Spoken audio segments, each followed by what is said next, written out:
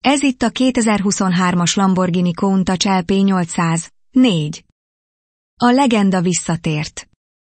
Az eredeti Countach a 70-es évek ikonja volt, most pedig hibrid technológiával született újjá, brutálisan modern külsővel. A motor egy 6,5 literes V12-es, elektromossá segítéssel. Összesen 814 lóerő. 2,8 másodperc alatt gyorsul 100-ra. És a végsebessége 355 km/h. A forma ismerős, mégis futurisztikus.